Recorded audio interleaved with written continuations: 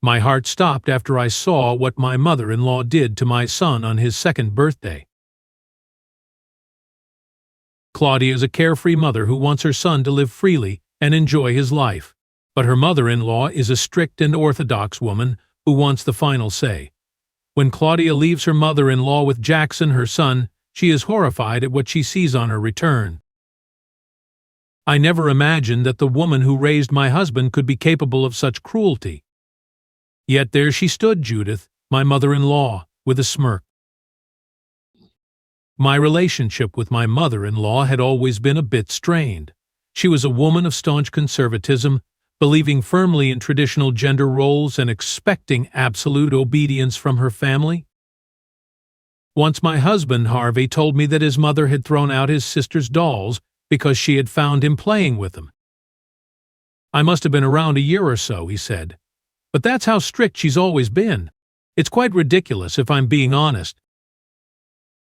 Unlike her family, I would not bow down to anyone's whims, especially regarding my beliefs in family.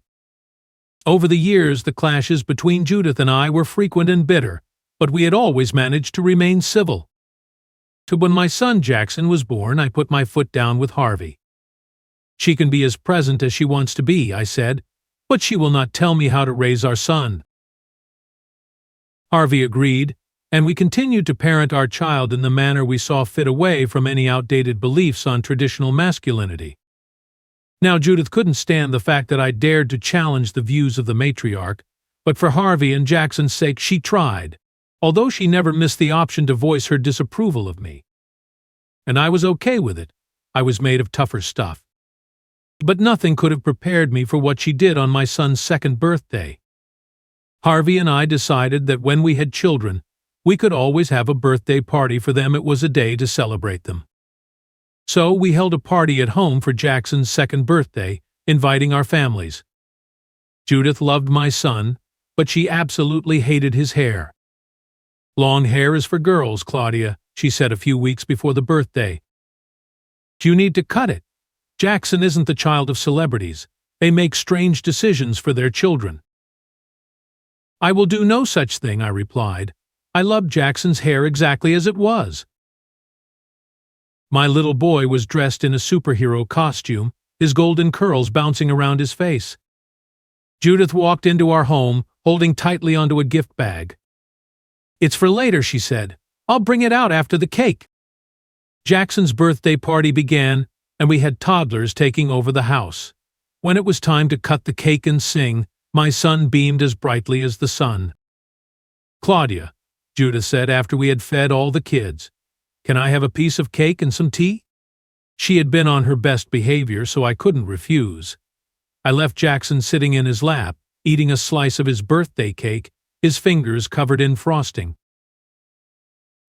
But as I brought the cake out for her, I returned to a sight that shattered my heart into a million pieces. The golden curls that had framed Jackson's face minutes ago lay scattered on the floor, severed by his grandmother's hand. At her feet lay the gift bag, which I was sure held the scissors she had used.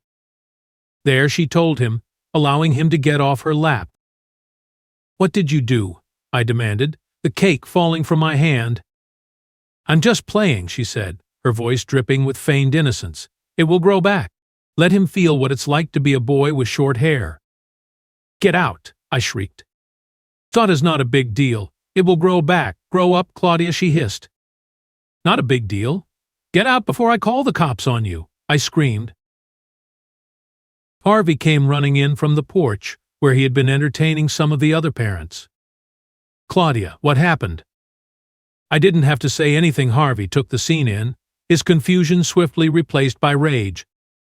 And for the first time since we had been married, Harvey confronted his mother with a ferocity that left no room for negotiation or reconciliation.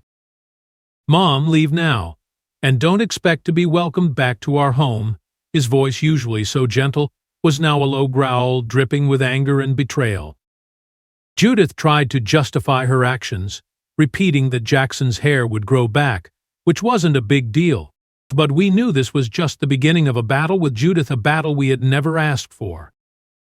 Jackson seemed okay, but he constantly put his hands to his head as if trying to feel for his curls again. Harvey and I held our son close, promising to protect him from any further harm. But the damage was done. Judith had taken things into her own hands. Harvey faced backlash from his father and sister, who claimed that we had hurt and disrespected Judith over something minor. But we knew we had to stand firm for our son's sake and our family's sanctity.